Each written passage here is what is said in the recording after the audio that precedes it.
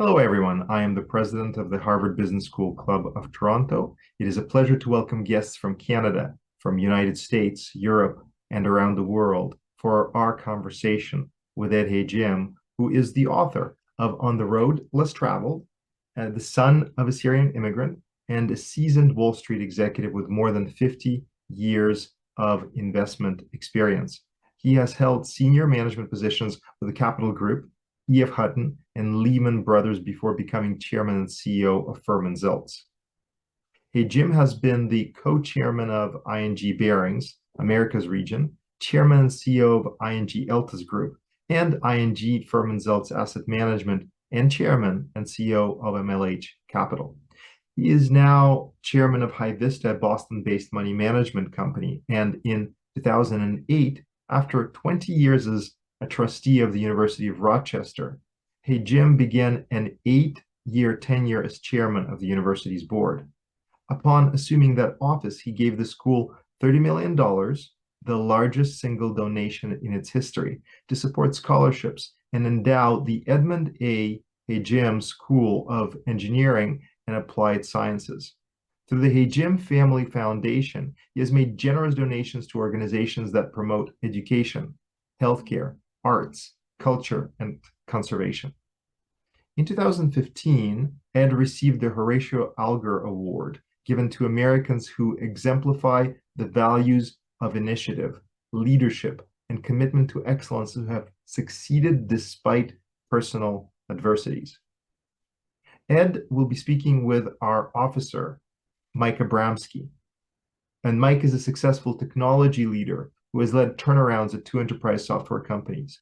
Mike was also a highly ranked Wall Street analyst at RBC Capital Markets, where he covered Apple, BlackBerry, and other technology companies for a decade. Mike holds degrees in engineering from MIT and an MBA from Harvard Business School, along with MIT certifications in AI and blockchain. Mike is currently executive in residence at Mars Discovery District in Toronto, helping companies with greater than 10 million in revenue scale to 100 million. Welcome, Ed and Mike. Looking forward to your conversation and learning from it. Over to you. It just shows how long I lived, that long list of things you did. And you know what? And the journey continues, and we very much look forward to learning about it. Yes, 100%. Thanks, Boris. And Ed, hey, Jim, thank you so much for your time in advance. So it's a great honor to have you here. So I won't reiterate your storied achievements that Boris went through. I do want to maybe start a little bit with the early years, just because those were really formative for you. And you know, it is really stunning to me how much adversity as a child that you overcame, including being kidnapped by your own father, being in foster homes, you know, dealing with a huge amount of strange situations and difficult situations, and really yet here you are today with everything you've achieved. So you know, life is a little bit like an iceberg, right? You see the tip, but you really don't see everything that kind of went into that. And it's true that people who start companies, it's the same thing. We see the successes, but we don't see all the years of suffering and pain and failure and so forth. So, you know, maybe you could start with that in terms of how your notable events back then shaped your experience and in what ways. Mike, thanks very much. And I'm sorry about the long introduction. I should comb that down. It's 86 years of life. You collect a lot of titles and stuff and so forth. My daughter put it into perspective. She said, Dad, for the first 20 years, you were very unlucky. And for the next 60 so years, you've been very lucky. And that's really how I feel. The early life was one, I had great difficulty with it. I buried it when I was 18 years old. I graduated high school and I just put it away and said I was never going to talk about it. And I didn't talk about it for nearly 65 years. And finally, my daughter and my wife and my 2 sons and Horatio Alger put pressure on me, University of Rochester, to tell the story. And I was going to write a book for my family. And I wrote it and sent it out to, I don't know, 15 or 20 friends of mine. They said, oh, no, you got to take this public. And being a person who on Wall Street, you'd recognize this. I tried to live happiest, live hidden. No interviews, no television, concentrate on your clients. I was the CEO and chairman, and I never went on television. I very rarely got into the press because I wanted to maintain my quiet. So at 18, I basically hid the background. And when I was 75 years old, I couldn't go back and go into it because it bothered me, because I'd buried it. My daughter had to write the first sort of script of it. Anyway, what happened basically is my dad lost all he was an immigrant, and during the 20s, he made an enormous amount of money, lost it all in 3 or 4 years, lost his mother at the same time, decided to either commit suicide or drive to California. He decided, lucky for me, decided to drive to California. On the way, he stopped at a cousin's house, and crazily, he married the fifth of 6 children. And she was, 17 years younger she was 15 years younger than he was. On to California they went. The streets weren't paved with gold. He was unemployed, was in depression and so forth. He was cut out of the cloth of Abraham in Leon Uris's book. Very strict dietary habits, very strict personal habits, and so forth. And then there was this poor young woman, 18 years old, that didn't know from anything. Finally, I was born 3 years later, and he traveled all over the country trying to find jobs. Couldn't keep jobs. On my birth certificate, I was born to an unemployed father and a homemaker mother. My mother was a strong enough woman that at age 24, she applied for a divorce and basically got it. He didn't even show up at the ceremony. And so she took me from Los Angeles to St. Louis, where her parents were, and she was unwelcome there because they had, 4 or 5 mouths to feed. They didn't need 2 more. Dad got visiting rights and $5 a week in alimony and child support, visiting rights on Sunday only. He drove the 1,800 miles to pick me up a month or so later. He basically, instead of taking me to a movie or the park, he got back on Highway 66, which is the cover of our book, and drove me back to Los Angeles, told me that my mother had passed away, called my mother and told her not to look for us. And I get the point that basically she was thinking and not feeling maybe it was better off. I was better off with my father. My father was feeling and not thinking, not knowing what having a 3-year-old would require. Anyway, we spent a couple of years together. He turned out to be a radio operator on a merchant ship, so I spent half the time in hotels and half the time with friends of his. In 41, when the war started, he ended up being an officer in the Merchant Marines and basically put me into the Catholic, although I was Jewish, foster home system in Los Angeles. And there started an Ejira, a trip of 5 different foster homes, 5 different schools. The first one was cold and abusive. It was almost Dickinsonian. The last one was warm and caring. Unfortunately, the first one was nearly a year and a half or so, and the second one was only 6 months. The last one, only 6 months. But anyway, in 1947, the father was discharged from the service and decided to reunite. So I flew across country alone at age 10. We ended up living in the YMCA, 34th Street. Then we lived in a hotel room in Coney Island. I did very well at school that year. He had a terrible year, couldn't find any land-based work, and ended up going back to sea. And in fact, that summer, the last minute, the woman who was supposed to take me wouldn't, and I spent a good month by myself in a hotel room at age 11, traveling back and forth to giant baseball games and libraries and so forth. Anyway, so then he put me in from the sea when she wouldn't take me at all. She decided she didn't want the responsibility. He ended up putting me in a Jewish orphanage. And I spent 3 years there. I aged out. He totally disappeared when I was 15. And I didn't find out why, and it's in the book for 50 years later. But anyway, he totally disappeared, became a ward of the state, and I was transferred, luckily, to another good orphanage. And it was 4 blocks from an excellent high school.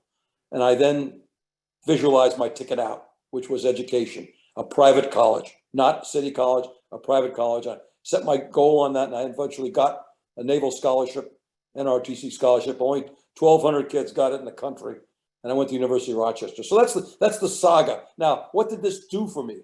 And it's terrible. In many respects, I look back and I lecture young people on this. In many respects, I was lucky because I was able to get through it, but it gave me certain disadvantages, which turned into huge disadvantages. When you live in 15 to 18 different places, you develop a capability to adapt. You understand change, you handle it well, and as you get old, you almost seek change. You look for things that you can go after. You gain resilience. Resilience is a muscle. After going to 2 or 3 different schoolyards or schools, you have resilience. Second of all, you get perseverance. And once you get a few successes in that area, and success is not a big deal. If you survive, that's a success. So it's a minimal experience. Then finally you get a little self-confidence. You say, I can get through these things, and you look around at other people who don't actually travel that same road, and they can't handle that kind of situation. Later on in life, when I went to college, I had a very tough start, but it was much better than the orphanage. And so, in a sense, the Navy was very difficult, but it was better than college. So as my life went on like that, so essentially I gained an enormous amount, and I passed this on to these Horatio Alger kids that have worse backgrounds than I do, that in many respects you're lucky. And they smile at me like I'm crazy. But in many respects, getting through it, that's where I've concentrated my philanthropy, is kids that get through it. When they're 17 or 18 years old, I want to give them scholarships. I want to send them to school because I want to convince them of 2 things. Anything is possible, and education is the solution to everything. And it's lifelong education. I can talk about that at length. Pardon me, my daughter always says, and you got to help me, Mike, I answer the questions too long. Just raise your hand or stick your finger in my eye or something. But that's sort of the beginning story. And it really is important because everybody should understand what I call self. Self is a combination of genes and that experience from 18 to 25. It carries on for the rest of your life, but a lot of it's cemented early. And that's that interface. If you have mother, dad, grandpa, grandma, Aunt Matilda, Uncle Sam, and so forth, but that is impacted with whether you're the first child, whether you're the 6th of 10, whether you go to 1 school or 10 schools.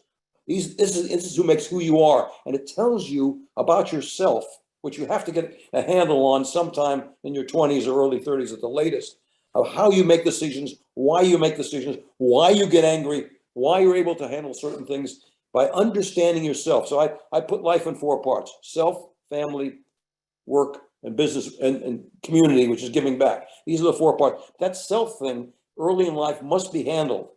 People go through life not understanding who they are. So they get angry about some reason, or they don't know how to handle a personal situation. Like, for example, I had no family. So I studied thoroughly what it was to be a father. I still didn't do a great job, but I knew I lacked that. I looked back and said, hey, you didn't have that, Ed. You got to understand what that is. And I was angry. And I figured out why I was angry.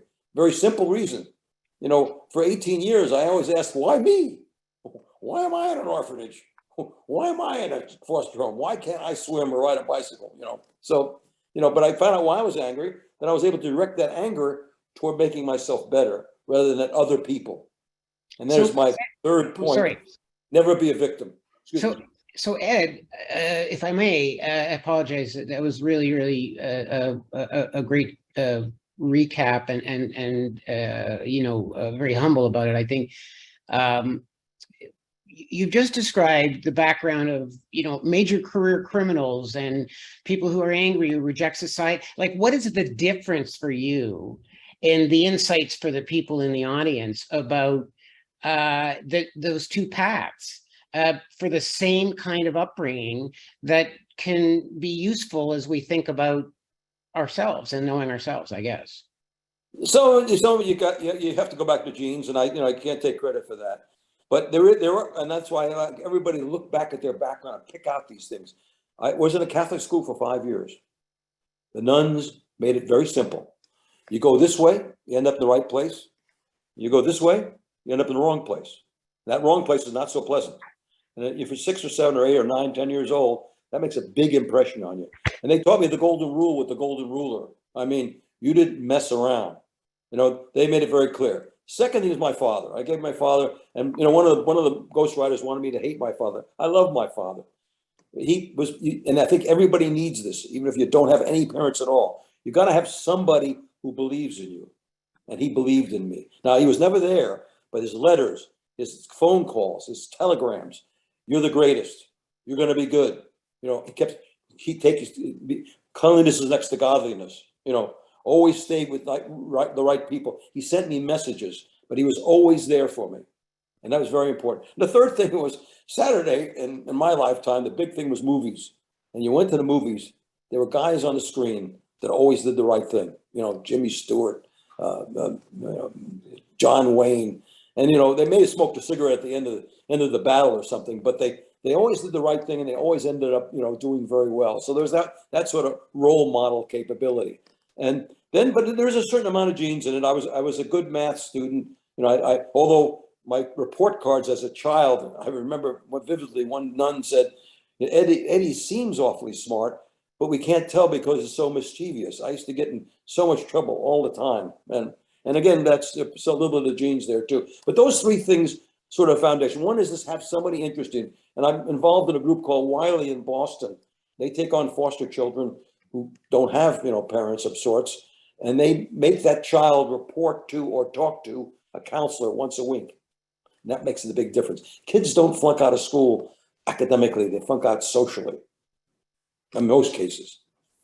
I'd like to thank you, Ed. I'd like to turn now to some of the more business experiences that you went through and your journey there. I think one of the things that comes out certainly from your book is some of the choices that you made seem to be quite intuitive ahead of some major economic and environmental changes that were either very negative or very positive, and you had a lot of conviction about those changes. You had an inner voice. Amid a consolidating financial services industry, you sort of sold off or closed underperforming businesses, such as part of Firm Seltz, and you went through that pain kind of ahead. How did the two parts is the bridge is how did your background shape that kind of thinking, but also what signals did you see that others did it, and why was it so difficult for others to see and act? And I think we've all experienced where we've had these instincts or we've had these intuitions, and we wish that we had paid attention to them more. So what are your thoughts on those things? I go back to the business school. Yeah, they asked me what the business school gave me. With the business school and Capital Research, which is a fine investment organization, I developed the concept that life is basically themes or waves or cycles. And then almost everything has an S-curve. Starts down, goes up, rolls over, and so forth. Sometimes there's a series of S-curves. And so that I always felt the themes were very more important than anything else. I go back to the business school. When I left the business school, I was actually a little dishonest. I went to Capital Research as an analyst, but I really wanted to start my own business. And the guys, there were 5 of us that were going to start a business together. We met regularly and so forth. And they wanted to buy a company that was leveraged about 7 to 1, was in the tool business. And I said, no. I want to be in a business that has a huge theme that 10 years from now, I'm convinced it'll be 10 times the size. And I wanted to go in the mobile home industry, which in 1964 didn't exist almost.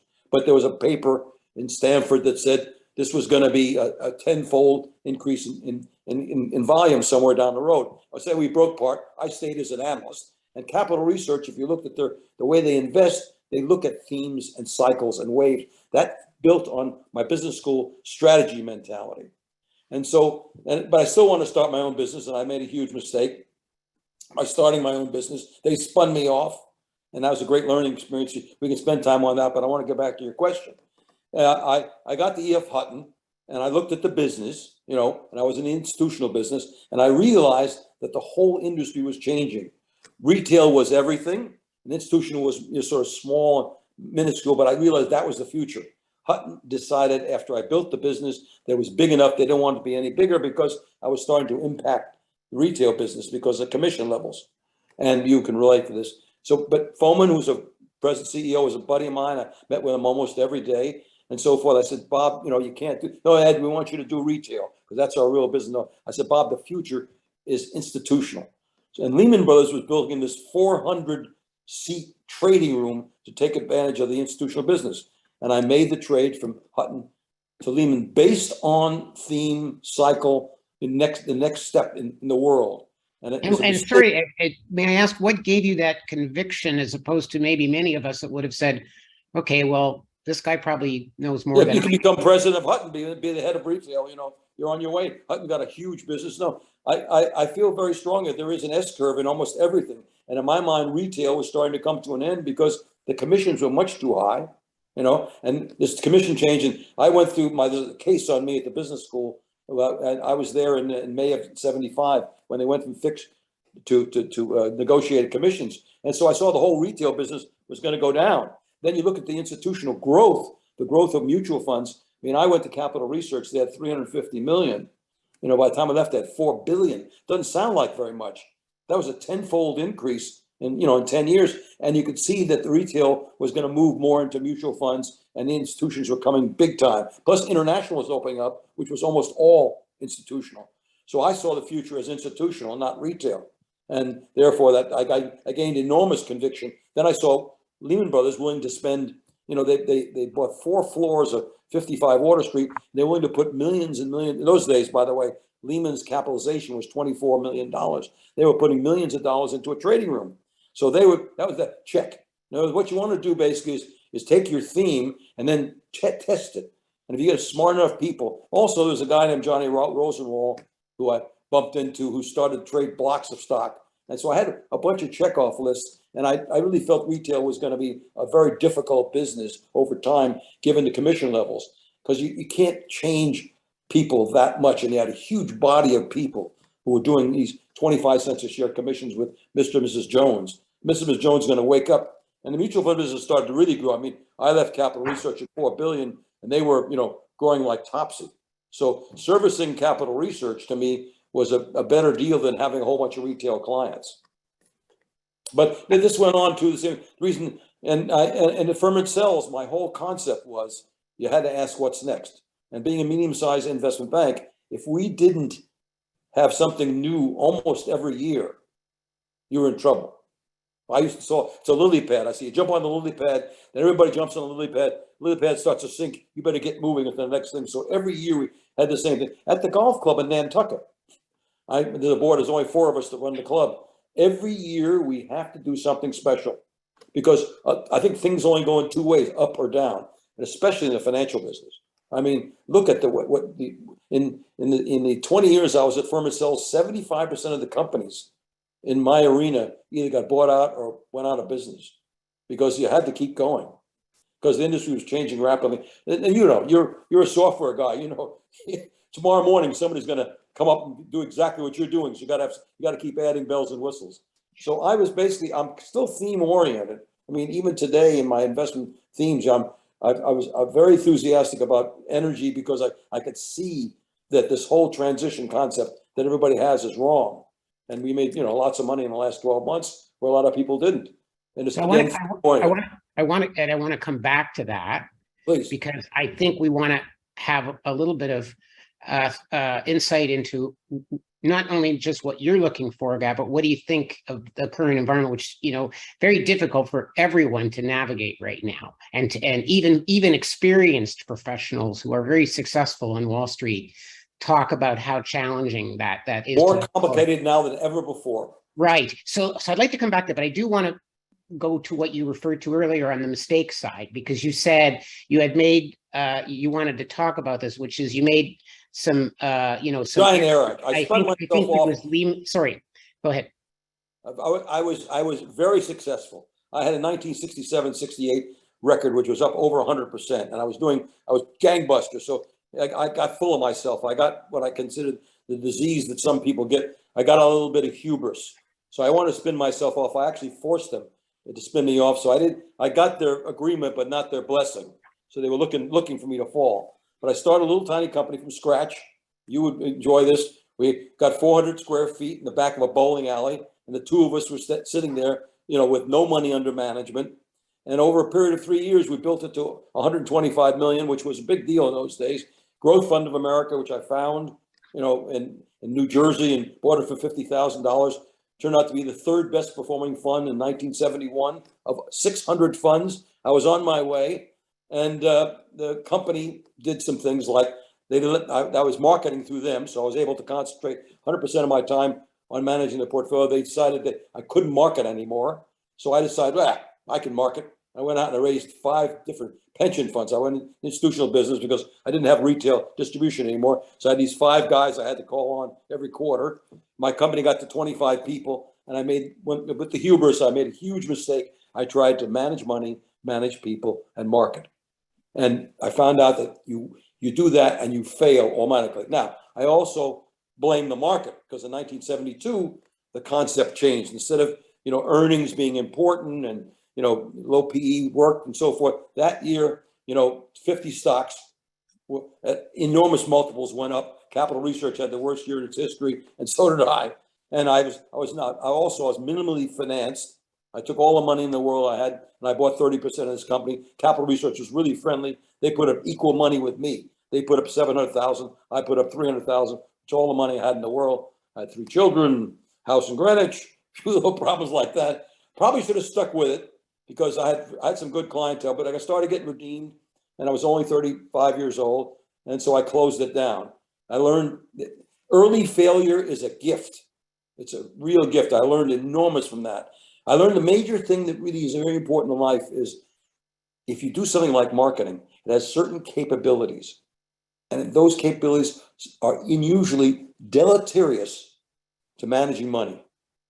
Even managing people, if you do it really well, that's deleterious to managing money.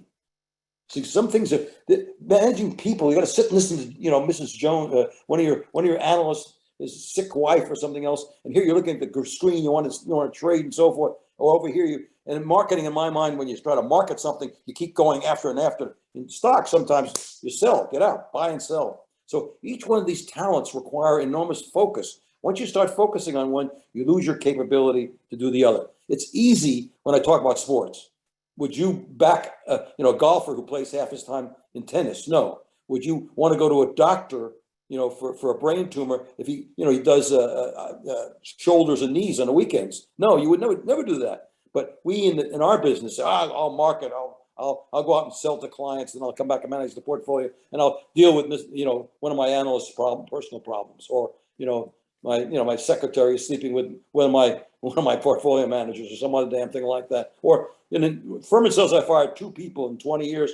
One guy, woke up one morning, $50 million worth of puts. I got rid of him quickly. Another guy was smoking pot in the hallway and so forth. So, but very rarely do you find something that's obvious. But in basic mentality is once you focus, you lose your ability to do something else really well. And that's one of my major themes. Watch yourself as a young. Now, when you're 3 people in a room, you got to do everything. But as soon as you can, find partners who do things that you can't do or do it better than you do. In my partner section of my book, find a partner who can do things that you can't do. Find a partner who does things better than you can do. And the most important partner, find a partner that does things that you do pretty damn well, but you don't want to do. Now, I've wandered all over the place here a little bit, but that was a big failure. It really hurt, Luckily, I went on, and again, never be a victim. I could have gone back and said, you guys cut me off my marketing. They also cut off my research. I didn't. I went on to the next thing, and luckily I met a man named Bob Foman. He said, forget this mutual fund business. You'll be the senior vice president of E.F. Hutton and run the institutional business. I said, onward. And the same thing at Lehman. When I did everything right for 7 years, everything. I mean, I turned the securities division around, which was impossible. I raised 7.5. Then they pushed me out of that into money management, which was the back order of the company, going downhill. Stopped that, raised $7.5 billion in 2.5 years, and it still pushed me out. I could have fought them. I had 6 outside boards, one of which was a New York Stock Exchange board. Onward, find out what's next. Use your energy instead of being a victim to find out what's next. Long answer, short question, sorry. One of the things, thank you. That's really compelling stories. And one of the things that you did say along, which caught me, was if you can sell something that doesn't exist to people you haven't met, you'll have a leg up on life. We started a humor magazine, which everybody was against. The provost, the president, the librarian. When you were at college. And by the way, that's what college is all about. College is a cauldron that you should really test yourself as much as you can. I took engineering, I took physics, I almost flunked and so forth. I started a humor magazine, which everybody was against. And in the humor magazine didn't exist. We wanted to do a Harvard Lampoon at University of Rochester because I felt that Rochester was a place where fun went to die. And we engineers had a tough time. They flunked out half the engineers every year. We started with 60. We ended up with 6 guys graduating. I mean, chemical engineers. Anyway, started this crazy magazine, and we had to support it. With advertising. So I went out to the bars and the gas stations and the bakeries and almost everybody in town selling this magazine, which didn't exist, to people I never met before. And you could do that at college and get away with it because you sell with passion. It's not a big sale. It's a few $100 and so forth. And if you learn to do that when you're a startup in a company, you're doing the same thing. And so that's what I did with a Greenwich Management Company. It didn't exist, and we got it up to $125 million, and it was actually a force in the business when I goofed up in '72. But tell us about that. How strongly do you recommend that everybody listening to this at least put them in a situation where they are selling to people they haven't met and something that doesn't exist? And how valuable is that? It's invaluable. And by the way, in my case, I didn't like it. It's not something I enjoy. I do it pretty well. I did it very well, in fact. But it's not something I like. So as soon as, in my business life, as soon as I got the thing off the ground, I immediately found someone who liked doing that. I don't love marketing, but I've been a fairly good marketer. But I think that's one of the things is if you find something you're good at, it's necessary, and it is necessary to sell things to people you've never met before. And that's a whole talent. And it basically, in my mind, it's a draining talent. It's one that if you have, you'll find out, if you find really great salespeople, they can't do a lot of other things really well because it's draining. You go out to a meeting, you're in there, pushing, you're trying to see that other person who you don't know, you're trying to understand him or her or whatever it is, and it really is draining. So I have great empathy for my marketing people, and I try not to let them do anything else if I can help it. Fascinating. On the themes of back to sort of some of the life lessons, Ed, theme from your time in the Navy, you talk about leadership as being deliberate. Every mission needs clear rules and a well-motivated team. Those are 3 things you cite. Can you elaborate on that? Maybe give us a couple of examples because all of us are confronting these. Like I am, to have done different things. When you get different circumstance, and the Navy obviously is totally different than business. There's no working outside the box. You got to be inside the box. This is a system where the rules are sacrosanct. Almost you very rarely get outside the rules. So I found out I had to be very deliberate in what I was doing. I had to make sure I understood the rules and followed them. And I had to have a team underneath me. Age 22, you arrive aboard a ship in Okinawa. The captain takes down you and introduces you to 180 men who now report to you, ages 18 to 55, 360 eyeballs, making you a model right off the bat. You are an example, 24/7. No matter what you do, you're watched. All right. In addition, the Navy, you meet people that you would never meet otherwise. I mean, I can tell stories for hours and hours and hours. My quartermaster, who is like a secretary in the Navy, said, "Mr. Hajim, you have to help me.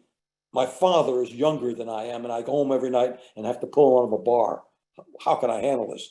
I said, "That doesn't work." He said, "Oh, no, you don't understand. My mother got divorced and she married a seaman, and he's younger than I am." So these are the kinds of things you have to go through as a naval officer.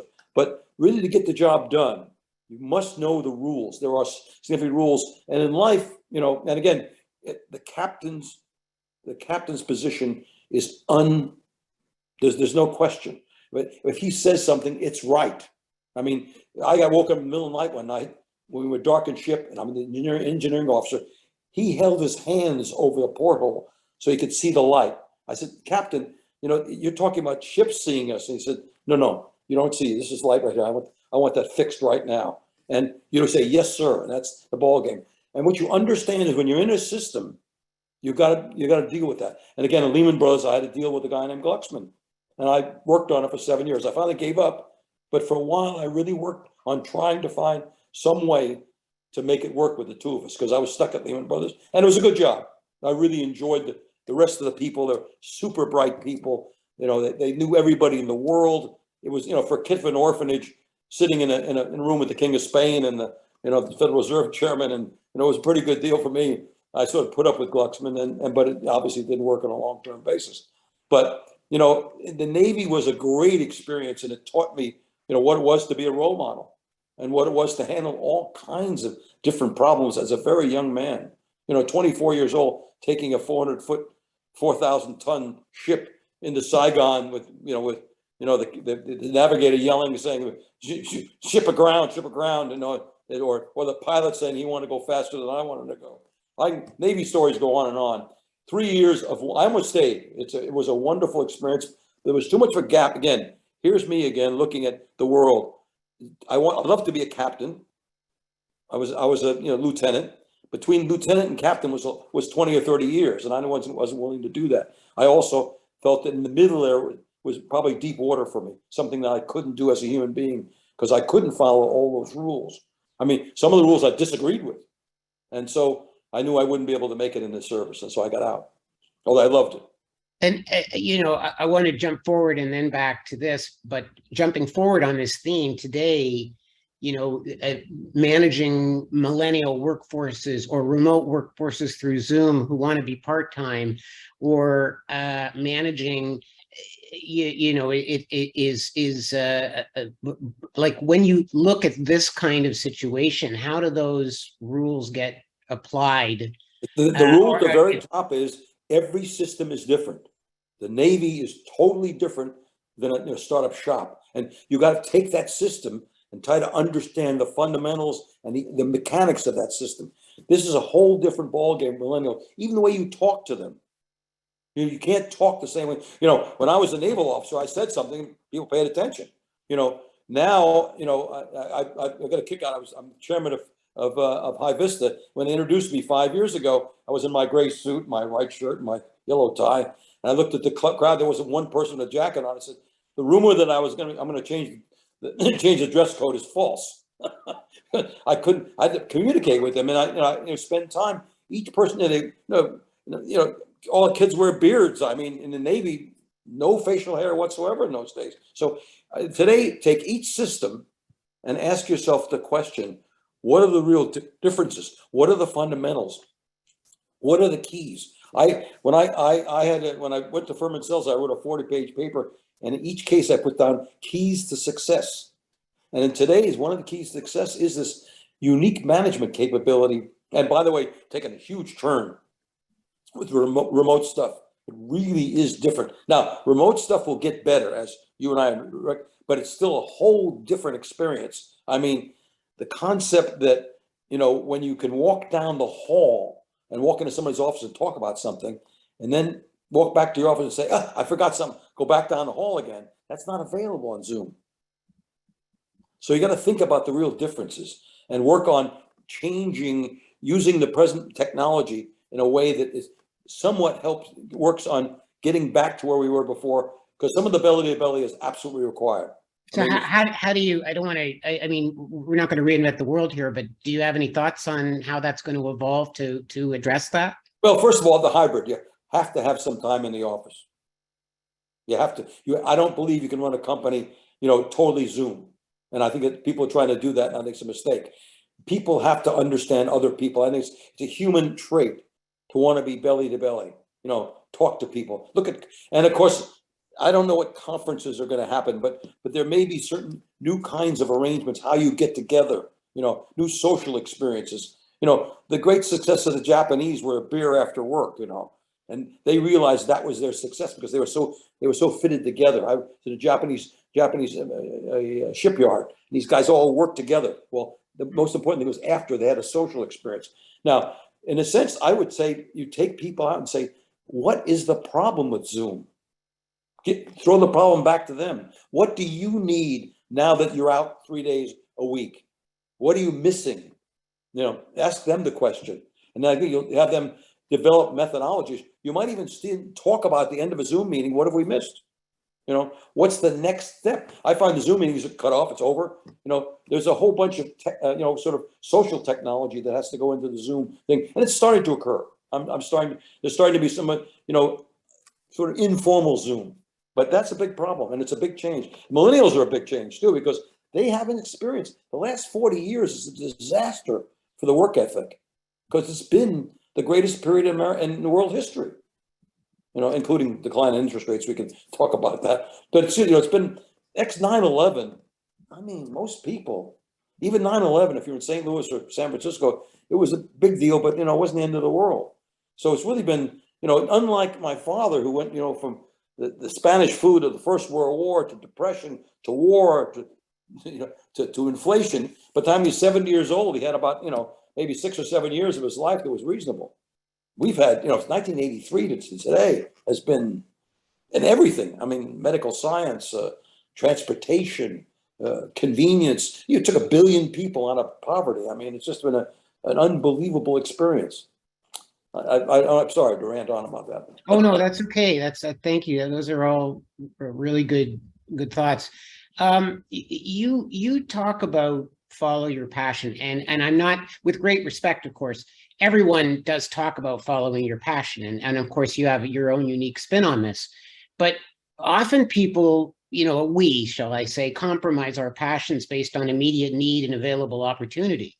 And so how do you counsel folks to abide more by this advice given these realities? And I talk about this very specifically. Passion, by the way, is a dynamic word. Mine went from baseball, basketball, math, science, and girls when I was in high school to college. It went to engineering, extracurricular activities. The girls stayed in position, and then moved on. I moved then to my real passion, which was basically to organize people to get a job done, what I call helping people exceed their own expectations. So the first thing you have to do is decide what your passions are. They should be written down, and they should be reviewed regularly. And then at certain points in your life, you're right, you're going to have to sacrifice your passions for doing something that is, physically required. You may not be able, I really wanted to work in San Francisco in technology in 1961, but I had to go to a place where I had the capability. I was an engineer, chemical engineer. They were paying $600 a month to go to Wilmington, Delaware and be an engineer. But I never stopped I kept that passion in position. And I did my work. I focused on that particular job, but I realized I wanted to get back. And the same thing happened to me when I went to Capital Research. My passion was management, but I became an analyst for a while. Each one of us has to do this. And I think that it becomes more logical in a lot of other careers. But you got to put aside your passion. When a war occurs, when your child gets sick, when your wife leaves you, all these things will make you have to put your passion aside for a while. And, today's world, you could be 50 years old and then get back to playing the violin, Oh boy. No, but you're right. Passion is, exercise your passion it's an overused word, but it's something you have to, and by the way, it's a collection of things. There isn't one passion. And it also is in context. If you love horses, you were better off the 19th century, So you got to put your passions in context. And that's why I go back to this theme stuff. If you can marry some of your passions to a wave or a cycle, you really are way ahead. And then therefore you basically are doing what you want to do in an upward movement. And passions have to be delayed, in context. I mean, if we have a war, everything changes. If we have a famine, pandemic changed everybody's passions. But I say, whatever happens, try to understand not only negatives, but the positives. I think the pandemic has had huge positives, and it's opened up enormous new opportunities that people don't recognize. So in addition, the whole thing, the Zoom thing, people sociologically, somebody's going to come up with a system that really works, that really is kind of hybrid, that may be more productive. I don't know that. Maybe it's a little beyond my pay grade, but I suspect that there'll be somebody that comes up that makes this thing, pardon expression, three-dimensional. You're not going to be able to step through and shake my hand, but almost. There's a question that someone's CMail put forth in the chat. And by the way, folks, again, this is a unique opportunity with Ed. So I really urge you, if something sparks something for you as he talks, as it did for me, to please take advantage and ask a question. CMail's asking, Ed, how do you propose switching into something that's very far from your current career or job without taking a big hit, such as moving from the public sector to a more entrepreneurial area? He's finding this can be very challenging because of preconceived notions, which I assume are as much in others looking at the person who's trying to make the switch from them, the person, both directions. So what are your thoughts on that? I think that's, again, a huge personal. I made a huge pivot at age 47. I went from a highly prestigious firm to firm and sales. The dining room at Lehman Brothers was the best dining room on Wall Street. My office overlooked the entire, Verrazano Bridge. Like that, two offices. One looked up the East River, and another one looked out at the Verrazano Bridge. And I went to firm and sales, and my office looked at a brick wall, and our dining room was two hot plates in the conference room. But it's what I really wanted to do. And again, that's that whole self thing. And what's your real passion? And at firm and sales, I had a chance to really exercise my passion, which was to have my own thing, get rid of politics, help people do better than they thought they could. This was my passion, and I got a terrific kick out of that. And I took that another step, is that I found out, and I have what I call principles. One of my principles on the board was you can do almost anything if you don't care who gets the credit. And then take that another step, third level, start to deflect credit. Have some fun in the next couple of months. When somebody says, "Boy, Mike, you're terrific. You did a great job." No. Mary was more important in this situation than I was. She really did much. She really contributed to it. See what happens in that dynamic. What's going to happen is, first of all, that the person's going to listen to you and say, "Boy, Mike's a hell of a guy. He's pushing his credit off." Second of all, you're going to feel good. And by the way, Mary's going to feel terrific. That was my passion. And I look back and I said, what you really want to do is take groups of people and create things. That was my passion. It's kind of an odd passion. It's not, I don't love to play the violin or basketball or follow stocks. That was a very unique passion for me. But that's what I like to do. I still do. That's what happened at the University of Rochester when I was the chairman of the board. So the passion, certainly the passion needs to be greater than the suffering and pain of making these changes. Oh, it is, though. It is. If you exercise your passion, you'll love what you're doing, and that's all that really counts. And by the way, you'll do better than if you don't. But it is a tough call. When I closed my hedge fund, which would have made me very rich because I was 5% over the averages for 7 years, to go to University of Rochester, where I made 70 trips in 8 years, and difficult too. Businesses, you make decisions. University is all consensus. It's a horrible experience. But it was a great challenge, and I take these 4 parts of life. I go back: self, family, work, and community. Giving back. I found out that giving back had the greatest satisfaction. This is your, don't make money, make meaning. And don't make business, make meaning. Giving back to me is what we're put on the planet for. And if you get a chance on any scale, you'll find out there's greater satisfaction. But it is difficult. There's no two ways about it. Making a transition when you're doing well, or you're in a situation which things are very comfortable, to make a transition, you got to sit. I believe very strongly in once a year, and once every 3 years in particular, go on that walk on the beach by yourself, in the dark, whatever it is. Take a week and write down on a piece of paper, draw a line, positives and negatives, and start listing them. And write. You have to write and look at it and say to yourself, am I in the right place? Am I doing the right thing? This is the right thing to do? And you will come to that conclusion, or you won't. Some people do sacrifice it, and they make a lot more money, and they have fun doing that. That's their call. But making the decision is very important. If I didn't take on the job at the University of Rochester, looking back, my life wouldn't be anywhere near, or the golf club. Again, the golf club has been an enormous return for me. I've changed 500 families' lives. The group. There's only 4 of us to run the club, and I was the guy. It was my idea, and I founded it. And I'm member number 1. The greatest joy of all is after 9 holes, going up to Kelly in the snack bar, and she says, "What's your number?" Number one, so that's kind of fun. And, it was a case of, and we took 300 acres and we saved it from development. We now have become the largest charity on the island. We've sent 35 kids to college. I started a new program called, and that's a little bit of a vocational program. We now have 10 vocational scholarships in a year.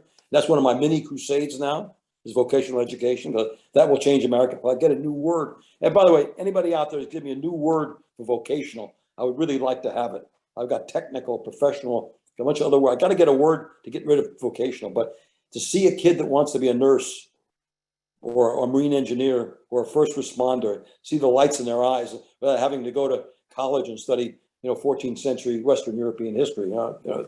It's just a different ballgame. Excuse me, again, too long. Ed, no, that's great. Ed, we've got about 5 minutes left. Maybe I'll just move to those points of principles, and some of them you cited about doing unto others and setting an example and not compromising, or knowing where your line is drawn on compromising. Which of those principles, in your experience, have been the most rewarding in your view and the hardest to follow? That's what I love about these situations. These questions are impossible. The simple, do unto others is still the most important one and the hardest one to follow, really in many respects. But in business, it was the lines. Draw some lines early in life, because boy, when you get into business, the lines get very fuzzy. Sorry, Ed, was there a moment, a story or something where you really had a tough choice to follow that principle of drawing that line versus going with the flow? At Lehman Brothers, I could have basically going along with a lot of things that were being done there that I disagreed with. Glucksman would fire somebody in the morning, and the best thing to do was to stay away from him. We're in the trading with 400 people, so he fired the head of fixed income trading one morning. Everybody stayed away from him. I went in and said, "You can't do that." I drew the line. There were certain people I felt he couldn't fire, and it came down to me. He came to me and said, "I just lost a bunch of money. I fired 4 people. I want you to fire 4 people." I showed up at his office and I said, "Lou," he says, "Where are they?" I said, "You're looking at them." I drew that line. I was not going to let him, fire people for no reason just because he lost money. And so that was a very strong line. I guess also probably, with my son, I drew a line early on that he was going to get a certain amount of money for college, and he ran out of money. He wrote a letter, said, wrote the famous letter, "No mun, no fun, your son." I wrote, "Too bad, how sad Too sad, love, Dad." So the lines early on, draw those lines and try to get yourself scenarios so you can visualize what you're doing. But drawing lines for the business, but the do unto others is something that carries forever. I believe that there's no one, but I believe all through your life, kind of get principles and write them down, put them on your board, or get a book for them. I have a long list of principles that I sort of collect all them. And Scott Peck, his 4 principles were just, and I read that book about once every 3 or 4 years again. That's why I named the book. Also, he did sell 20 million copies, which kind of encouraged me to piggyback on him a little bit. We have, in the last couple of minutes, can you talk about HBS a bit, since obviously this is, this group, and what perhaps shaped you there from HBS, and maybe some valuable lessons or fondest memories, anything you'd like to chat about? First, Hugo Eindhoven opened my eye to strategy. I understood strategy and I understood culture. And the 2 of those things to me became the key. See, my whole structure is culture, strategy, people, numbers. Numbers are last, but you got to have them. Lehman Brothers taught me numbers, by the way. But I've always worked, get your culture right, then your strategy, then the people, then and also what basically our business was built on my engineering education. As you know, engineering is observe, design, execute, analyze, and do it again. And that's essentially what the business school did.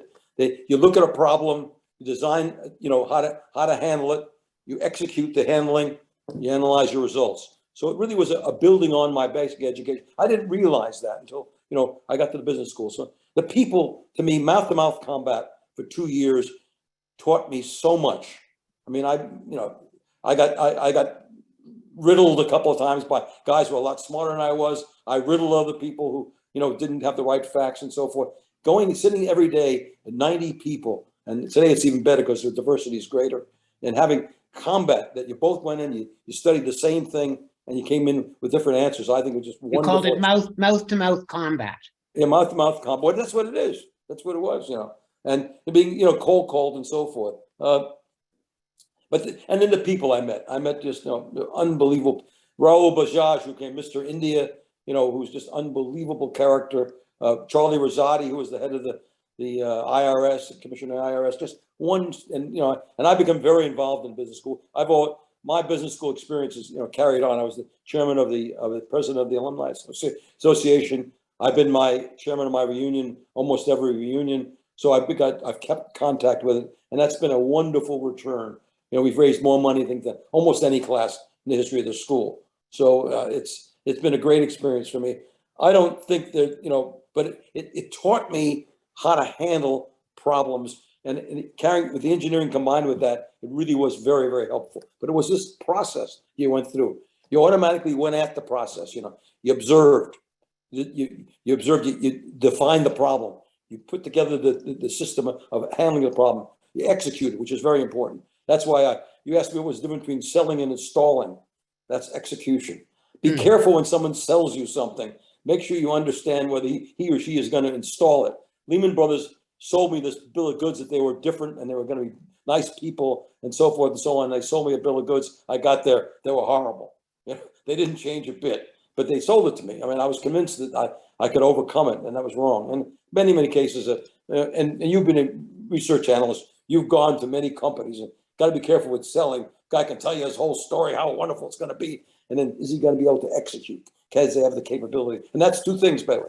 It's his capability and the environment. I always tried to find, I went to the management, I said to him, tell me about your environment. And if his picture of the environment was different than mine, I got very concerned because I felt I had as good a handle on the environment as anybody because I was talking to lots of different managers in the same industry.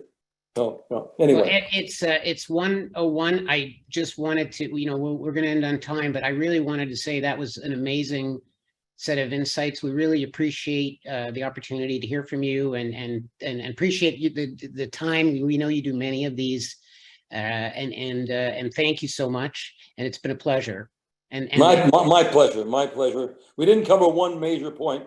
That was basically, I did find my mother after 57 years. Yes. And that tells you that you could plan all you want. But as some said, man plans and God laughs. And, that changed my life significantly. And it can happen to all of you again, too. Thank you so much for coming and listening and so forth. It's been fun, Mike. And thank you for your homework. I have never had more homework done on my book before. I'm very, very You're worth it, Ed.